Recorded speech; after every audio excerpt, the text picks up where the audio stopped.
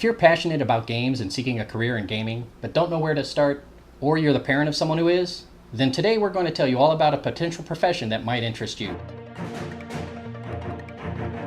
Hello and welcome. This channel is all about helping you find a career in interactive entertainment. In other words, helping you become a player in the game. Joining me today is Matt Stump, Project Manager for Seven Sentinels, currently in Project Chroma Shift Remnants. Thank you very much for joining me today. Thank you so much. Matt, if you wouldn't mind, could you tell us a little bit today about your role here at the studio and what you do to help us enjoy your games? For sure. What I do in project management is I organize all of the tasks that need to be done.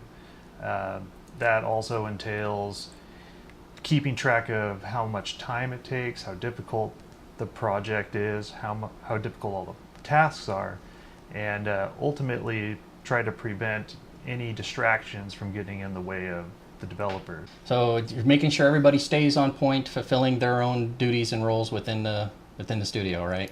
That's correct. So another important role I have is to find resources for the development team. If we need another person with a specific discipline, then I reach out to people. I can develop content that will reach people, the right people that we need, so that we can bring them in. Another aspect of it is to provide assets. Those can be anything from audio assets to tracking down any stock models and things of that nature. Thank you, Matt, for taking the time to tell us a little bit about your role here at Seven Sentinels Studios. If you'll afford me the opportunity, let me thank our members of the Craft Services crew. Thank you very much to the Craft Services crew members. It's thanks to generous contributions from viewers like you that I am able to research and provide this information so that you too can find careers to interactive entertainment. If you're interested in becoming a member of the Craft Services crew, then by all means, check out the link in the description below. Matt, do you think you could share with us any insight you might have for our Craft Services crew members into any educational needs they might need to pursue in order to begin their own hero's journey towards a career in gaming? Of course, there's tons of different paths into gaming. Mine specifically was an exploration. I didn't know exactly what I wanted to do. I moved here to Arizona in 2000. Okay. I looked into NAU when I lived in Flagstaff.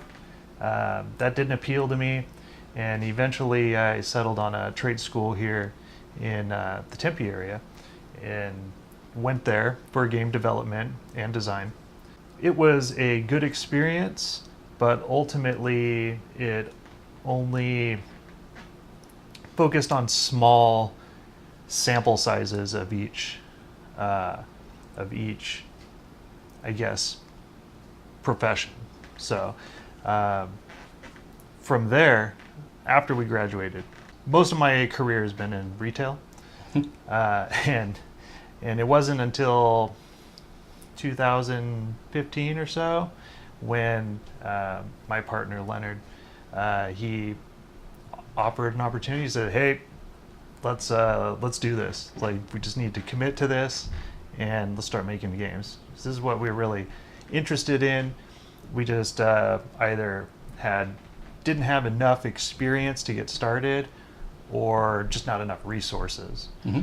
But at this time, we felt that we had enough to get going. As far as educational needs, one thing is they just need to be self-motivated. Self-motivated?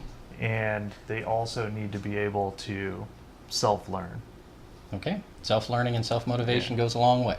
Yes. Okay. They're motivated and learning all the steps and processes that are involved. Do you need to do any coding yourself? Do you need to do any lighting or frames work or structure work in the gaming environment? No. In my case, I don't do any of the development side. Mm-hmm. I'm mostly focused on the business side of things. Okay.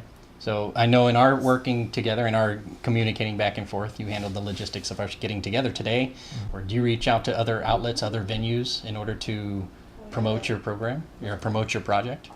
Correct. Yeah, we do cooperate with a local gaming incubator called Game Collab in the area. Mm-hmm. They in the beginning were critical for us to establish connections with other developers, other teams in the area, and also hook us up with exhibiting options.